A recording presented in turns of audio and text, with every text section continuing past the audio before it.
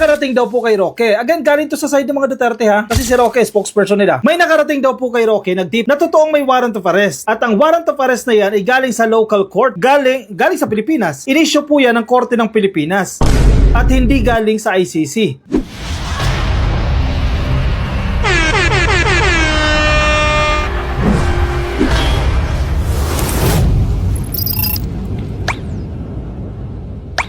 Ito, mainit-init na balita. Yung warrant of arrest pala ni Digong ay hindi galing sa International Criminal Court. Yan yung mga teorya ngayon. Again, teorya ka-coffee. Nagsalita na po si Harry Roque. Kanina bago tayo sumalang, nag-live po yan si Harry Roque at nilinaw niya. Base po sa impormasyon na natanggap nila, again, ka-coffee ha, para patas ito.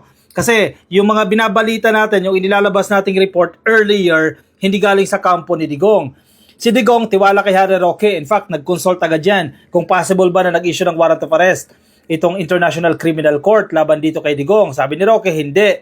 Hindi posible dahil may freeze nga raw sa mga accounts ng ICC. Ang reason ni Roque, walang pondo ang ICC. So kumbaga, hindi sila makakapag-operate ng walang pera, ng walang pondo. So most likely, hindi galing sa ICC. May nakarating daw po kay Roque. Again, galing to sa side ng mga Duterte ha. Kasi si Roque, spokesperson nila. May nakarating daw po kay Roque nag-tip na totoong may warrant of arrest. At ang warrant of arrest na yan ay galing sa local court. Galing sa Pilipinas. Inisyo po yan ng Korte ng Pilipinas. At hindi galing sa ICC. Isang korte daw po dito sa Pilipinas ay naglabas ng warrant of arrest dito kay Digong. At ang kaso, yung inciting for sedition, incitement for sedition, kung ano man yan, ka-coffee, yan yung dinadahilan niya dyan. Kung inyong matatandaan, si Digong, ikinasuhan yan dahil sa kanyang remark na pagtsutsugin ng mga senador, which is common kay Digong, pero lagi naman pag nahuhuli sila, nabubulilyaso sila, sinasabi nila joke. Kung inyong mababalikan, February 17, 2025, yan, nasa ABS-CBN din yan, nasa Inquirer, all over the news yan, pwede nyo makita. Rodrigo Duterte faces sedition, unlawful utterances complaint over kill senators, remark. Mukhang iyan, ka-coffee, mukhang iyan. Bali yan yung sinasabi ni Roque. Yan po yung warrant of arrest, yung inciting to sedition. Sa kasong inciting to sedition. Yan yung warrant of arrest ni Digong. Kaya naman, pag uwi ni Digong, mula dyan sa Hong Kong, ang tanong ha kung uuwi siya, posibleng mag-land siya dyan sa NAIA, and posible naman dyan sa Davao, kasi international airport naman yan. Or, posible din, hindi na siya magpakita dito sa Pilipinas. Dahil mukhang matibay-tibay, alam na nila yung impormasyon na may warrant of arrest na itong si Digong dahil dito sa kasong inciting to sedition na yan. Though available yan, pwede sila makapagpiyansa dyan. Pero imagine mo, dati kang presidente, ikukulong ka. Anyway, sige. Para ma-verify yung sinasabi ni Roque, na totoo nga arestuhin na si Digong. Ang Davao Airport, napapaligiran na ng mga pulis. Hindi usual yan, ka-coffee. Sana ba yan? Hindi usual yan. Nasa Davao, napakaraming pulis. Nung inaaresto si Kibuloy, marami yan. Maraming pulis dyan. Siyempre, may mission sila dyan, may operasyon sila dyan, arestohin si Kibuloy. Ngayon, napapalibutan na naman ng mga pulis. Dahil pulis eh. Ano to, mga SWAT ba to? You know, naglipa na ng mga pulis oh. Truck yan. Truck ng mga pulis yan, nandiyan dyan sa Davao. And si Roque din ang nagsabi na meron din sa NAIA. You know, kumpulan mga pulis Medyo malabo lang yung litrato, ka-coffee, pero nagkukumpulan yung mga pulis dyan. Anong gustong sabihin yan? Pinaghahandaan na yung pag-aresto kay Digong. Pero syempre, mangangapa sila dyan. Dahil hindi naman nila alam kung kailan uuwi. Ang tanong nga dyan, kung uuwi pa ba o hindi na, o baka hindi na kasi umuwi. Yun ang problema dyan. Bagamat ano pa man, at least nandiyan na po itong mga pulis siya, nag-aabang na yan. Ang caption na ito mula sa Philippines Defense Forces Forum, Davaoenos on Sunday reported a heavy presence of PNP personnel and SWAT operatives. Galing sa mga taga Davao yan, ka-coffee. Heavy presence of PNP personnel and SWAT operatives. Maraming pulis ang nakita nila dyan sa airport. Some allegedly speaking Ilocano. Siyempre, issue nila yan. Galing yan sa Ilocos, mga padala ni PBBM, etc. Anyway, wala namang relevance yan kung nagsasalita ng Ilocano, ng Waray, or whatsoever, no? At Davao International Airport, an unusually high number of checkpoints were also spotted across the city. So mukhang pinaghahandaan na nga nila yan. To be fair din naman, ang sinasabi ng Police Regional Office 11 o PRO 11, ang isang simulation exercise o CIMEX lang ang pagtatalaga ng maraming pulis sa paglibot ng Davao International Airport at hindi para sa posibleng pag-aresto kay dating Pangulo Rodrigo Duterte. Bunsod umano ng paglabas ng warrant of arrest mula sa International Criminal Court or ICC. To be fair tayo ka-coffee, para yung ibinabalita natin batay doon sa mga sinasabi ng mga resource person, no? Yan ay parte daw po, yung maraming pulis dyan, pero bakit nakapagtataka, bakit sa NAIA marami din? Parte lang daw po yan ng simulation exercise. Pero syempre naman, common sense naman yan ka-coffee, na kapag magsaserve ka ng warrant of arrest, hindi mo ipapublish. Diba? Hindi mo ipapangalandakan, ito na, may warrant of arrest na kami. Tuloy na tunugan. Malamang sa malamang, syempre si Digong may connection pa yan. Even si Harry Roque, siya na mismo nagsasabi sa kanyang live stream kanina na may nag-feed sa kanila na meron niya raw pong warrant of arrest. Pero hindi galing nga sa ICC, kundi galing nga sa isang korte, at ang reklamo dito yung inciting to sedition. Yun yung kaso ka-coffee ni Digong. Bagamat ang scenario dyan, ang posibleng scenario dyan, mahuhuli, and then dadali sa presinto, naku, imamagshot. Naku po, ang hirap tanggapin niya ka-coffee. Dating presidente ka o imamagshot ka, and then magpapiansa. Pagkapiansa, babalik. Ang kaibahan niya, hindi na siya basta-basta makakalabas-labas kasi may kaso na siya eh. Hindi kagaya ngayon, may surprise visit, sige, punta tayo ng Hong Kong, kausapin natin yung mga Pilipino, agad-agad siya makakalabas. Diba? Pero kapag na-aresto na yan, at may warrant of arrest na, nadala na yan, nakapagpiansa, sige, pansamantala makalabas siya dyan, medyo mahihirapan siya dyan. Ang palasyo nagsalita rin, ka-coffee, kanina, may statement po na inilabas ang Presidential Communications Office na ang sinasabi nila, narinig nila na meron niyang warrant of arrest. And ready din ang gobyerno sa posibleng kung anong mangyari. Which is ganoon din naman. Paulit-ulit naman sinasabi ng gobyerno yan. Ang pinag-uusapan natin dito, halimbawa, totoong warrant of arrest yan mula sa ICC. Once na humingi ang Interpol, ang gobyerno po ng Pilipinas ay obliged. Again, required ang gobyerno ng Pilipinas na tumulong sa Interpol para maaresto yan si Digong. Yan ay kung ang ICC. Pero kung local court yan, sa tingin ko naman, hindi man lalaban si Digong dyan dahil sinabi niya naman yan, very confident din siya noon, nakasuhan niyo ako dito sa Pilipinas, wag sa ICC.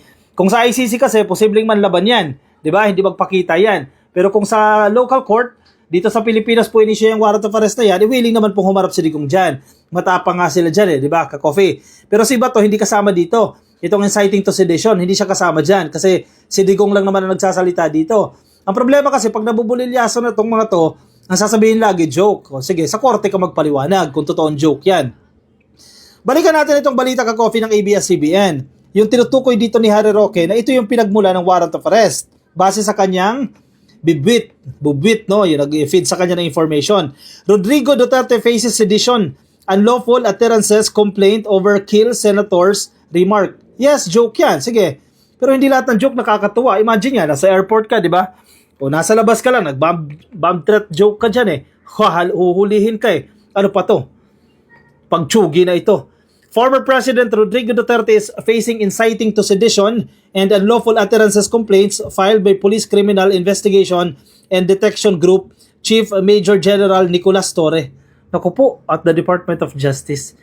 Matigas pa naman to si Torre.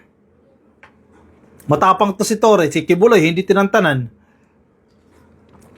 Kahit ang dami ng bumarikada dyan sa Davao, hindi tinantanan ni Torre, itong si Kibuloy, itong si Digong. Nako, si Torre ang nagkaso. Matapang-tapang yan ka-coffee. Kahit sabihin nilang attack dog yan si Torre, napakatapang naman.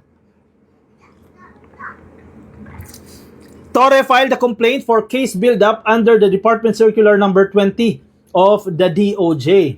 Ang petsa nito ay February 17. So ngayon po ay Marso 9 na. So ilang linggo na nakalilipas ka-coffee, 1, 2, 3, almost 3 weeks na. So baka na-determine na nila, may probable cause, and then yan, na-issuehan na ng warrant of arrest. Kung totoo man yung sinasabi ni Harry Roque na may nagbigay sa kanya ng impormasyon na totoong may warrant of arrest pero inciting to sedition yung kaso, hindi galing sa ICC.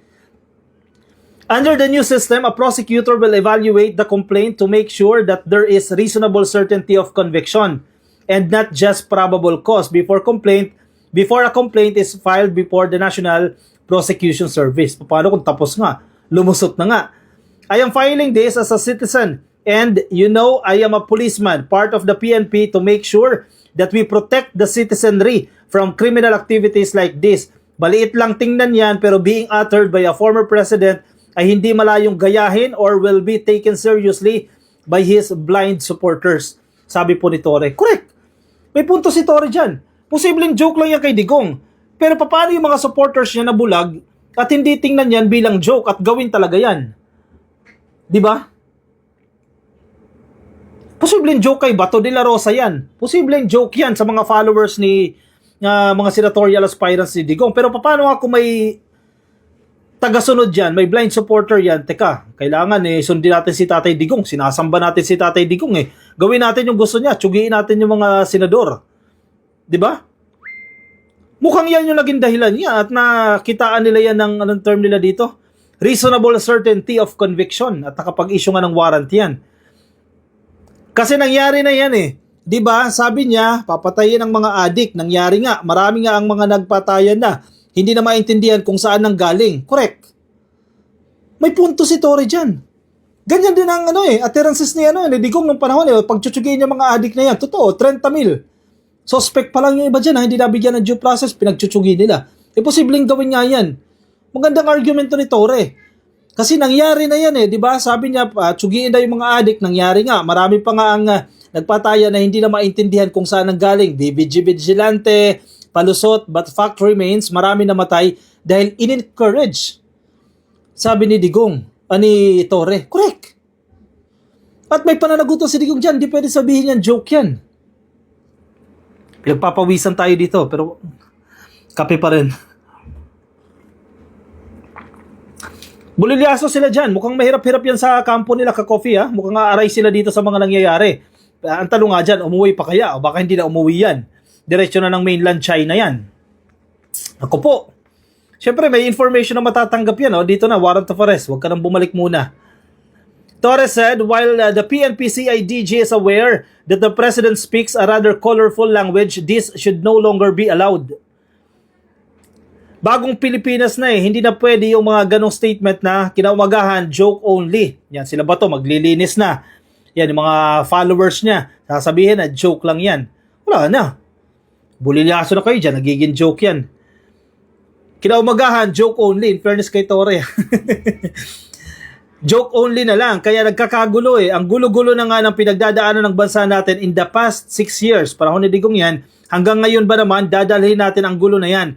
Patay-patay, pagkatapos if they will be taken on their word, sasabihin na lang, joke only, sabi ni Torre. Naku po, yari kayo dyan kung totoo nga nakapag-issue ng warrant of arrest ang korte. Kulong talaga si Digong yan, mamamagshot ang dating yan. Of course, Torre denied any politics behind this move, definitely. Pero ang bintang sa kanya, inutusan ni Marcos yan naman lagi sinasabi nila inutusan ng administrasyon yan para kasuhan niya si Tatay Digong. Yan lagi sinasabi niya. Alam nyo, hindi ito, this is beyond politics This is beyond politics, wag ninyong isipin na ito ay politika. At ako ay ginagawa ito para girian ang politika. Wala kaming politika dyan. Sa statement ay maliwanag na enumeration ng violation of laws. Nakasulat sa ating mga batas, hindi pwedeng lapastanganin na lang yan at ganoon-ganoon na lang lalo na ang taong palaging nasa limelight, sabi ni Torre. Correct. Lagi may platform si Digong. Takbo lang niya ang SMA na yan, magpa-press con yan, ipapublish na nila. Labas na yan, kahit live pa yan. Diba? Ang daming ang followers ang daming bulag na followers O kung gawin, seryosohin yung mga pinagsasasabi ni Digong. Eventually, sasabihin joke lang. And then mag-apologize sila Bato de la Rosa. Sasabihin nila na nagkamali sila. Ano yun? Wala na. Nangyari ng krimen. But Duterte's former presidential legal counsel Salvador Panelo said the former president was just joking. Itong si Panelo, isa to sa tagalinis Pag nabulilyaso, sasabihin, joke lang din. Dati naman nila alam na palabiro siya. Ano ba itong bansa natin? Hindi na pwede magbiro? Magbibiro ka lang, nafa-filean ka na ng kaso? Wala na bang demokrasya? Paano yung simpleng ordinaryo? Nagbiro lang, may bomba dyan. O kinulong. Demokrasya, usapin pa ba yan ng demokrasya? Hindi na usapin ng demokrasya yan. Ano yun? Pag ordinaryo yung tao, ikukulong. Pag si Digong, hindi ikukulong dahil dating presidente, nag-joke lang. Ano yun? May exemption? Parang hindi naman katanggap-tanggap yan. O yari kayo kung totoo nga yan ang yan ang dahilan ng warrant of arrest. Mas mabilis yan. Check na natin. Any update? Baka may bago.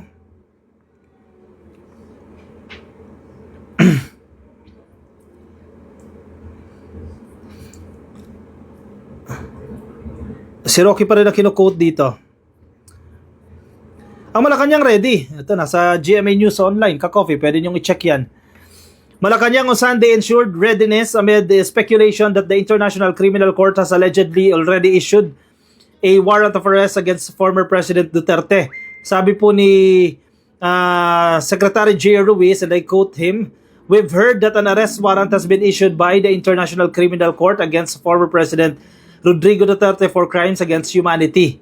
The government is prepared for any eventuality." In short, handa po ang gobyerno sa anuman po ang mangyayari o magde-develop. Palace Press Officer Yusek Attorney Claire Castro meanwhile clarified to GMA News Online that there is no confirmation yet from the Palace on the issuance of the arrest warrant. Correct.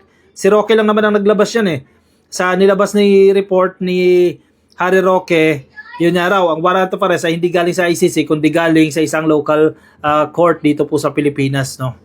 Anyway, either way, kahit galing niya sa ICC, galing niya sa local court, at least malaking mensahe ito ka-coffee na huwag niyong bibiruin, huwag niyong pagtatawanan yung batas natin dahil may pananagutan pa rin kayo. Kung totoong local court yan, ako, mugshot ang dating mo dyan.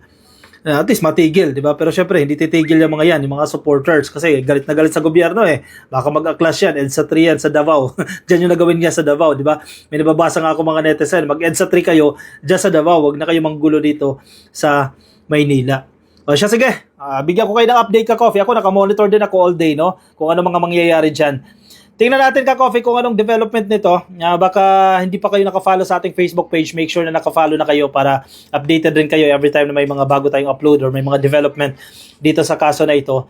Yung mga nasa YouTube ka-coffee, baka di pa po kayo nakasubscribe, pasoy na lang ka-coffee, please click lang po na subscribe dyan sa baba and hit the notification icon para updated din po kayo sa ating mga bagong upload. Siya, okay, pansamantala mo na magpapaalam sa inyo ka-coffee, bantayan natin itong kaso na ito ni Digong kung uuwi pa ba siya o hindi na. See you ka-coffee in my next video, bye-bye.